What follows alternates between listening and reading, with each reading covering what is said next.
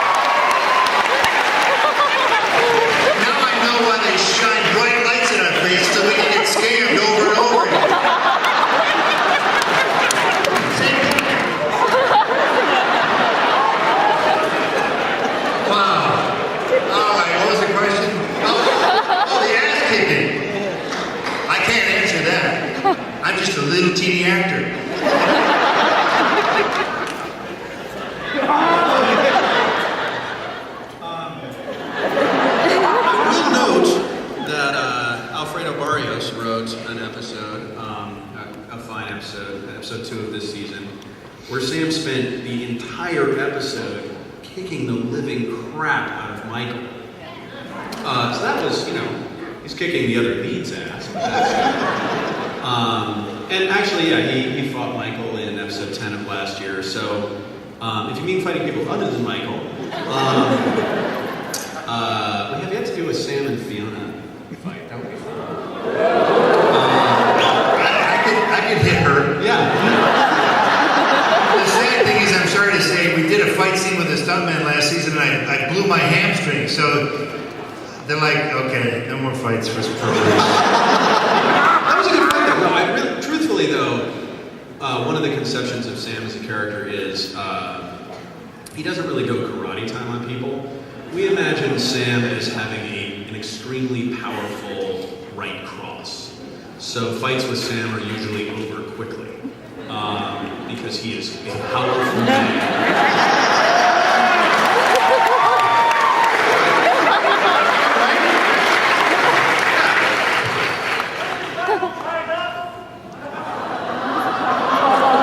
What the hell did you just say? Yeah, you're not so tough now, are you? Almost had a right cross coming at you, buddy. But we digress. Hi, gentlemen. I'm Gwen from Boston. Thank you all for being here. I think one of the things that I personally love about Burn Notice is sort of the MacGyvering aspect and Michael Weston's voiceovers, which, if you're familiar with fan fiction, there's a handful of Burn Notice fan fiction out there, and that stuff is hella hard to write. So could you two speak a little bit to the resources that you use to come up with all that resourcefulness that Michael exhibits on the show? Well, we have a consultant, actually, that is a former intelligence operative who is amazing at giving us a lot of ideas, but I would say the bulk of it is actually just stuff that you get on the internet, actually. It's surprising what you can find. Kind of scary, too. But I will say, speaking for myself, and I think for most of the other writers who aren't Matt, it's probably the hardest thing to do as a writer on the show is write those voiceovers because they sound exactly like Matt speaks. It's weird, but you actually have to get into Matt's head to write them. But they're actually, when they work, they can be really awesome and terrific, but they're very, very hard. So.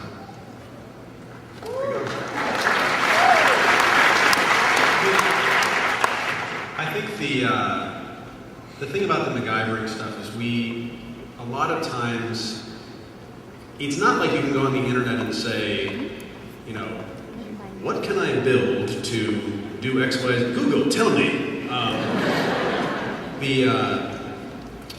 What we end up doing a lot is finding the principles of how things work. We know that you sort of have to abstract things and go, okay, well, a railgun. A railgun is a shoots a projectile. So you know sort of the structure of it, and then we'll tend to call experts and say, okay, if we want to do this thing realistically, what would we do? And the standard that we tend to hold ourselves to with that stuff is everything should, well, it's a few things. One is, let's not teach anybody how to kill themselves, like too specifically. It should require another step after watching an episode if you want to kill yourself. You must go to the internet. So that's one thing. And then the other thing is everything needs to work, although we allow ourselves, no testing period. Like Michael just sort of, his things, if they could work, they do.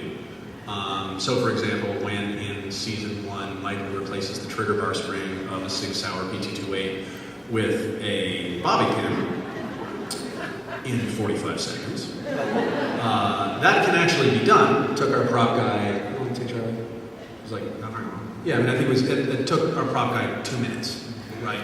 So we're like, Michael's better than Charlie, the prop guy.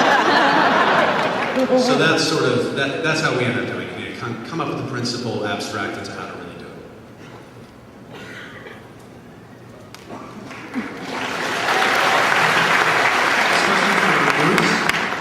My name's Pete. I've been a big fan since I was 9. I heard. How old are you now? 22. Long time. Everything going okay in fandom world? Can I get you anything? Hurt your kisses? Those are for me, my friend. I had heard. He's not a fan anymore. Whatever you want, I'll still be a fan.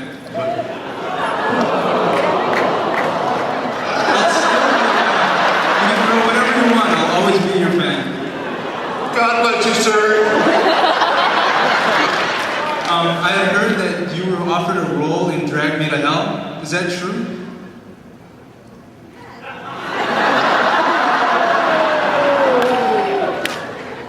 No, I was not offered a role in Drag Me to Hell.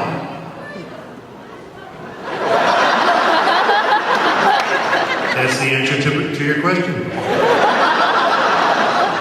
Am I happy about it? No. Will Sam pay for that? Yeah, because he's going to have to put me in Spider-Man 4, 5, and 6. Oh, yeah. You want more pivotal roles from me, don't you? I know. There's only so much time. All right. Well, my name is Carmina, and this question is for Matt next. Is Bruce the one helping you write the funny lines?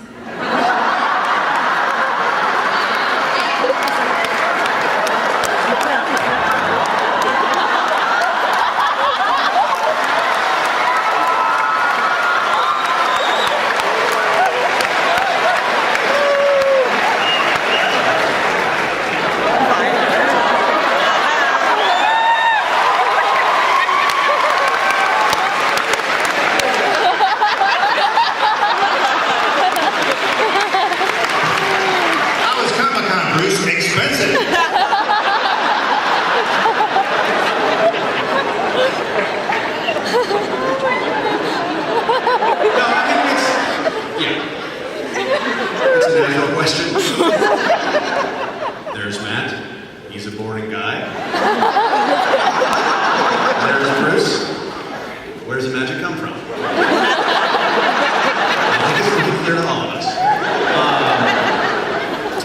Actually, the earlier Cagney and Lacey question is a great example of the contributions that not only Bruce, but truly all of our actors, with the exception of Jay,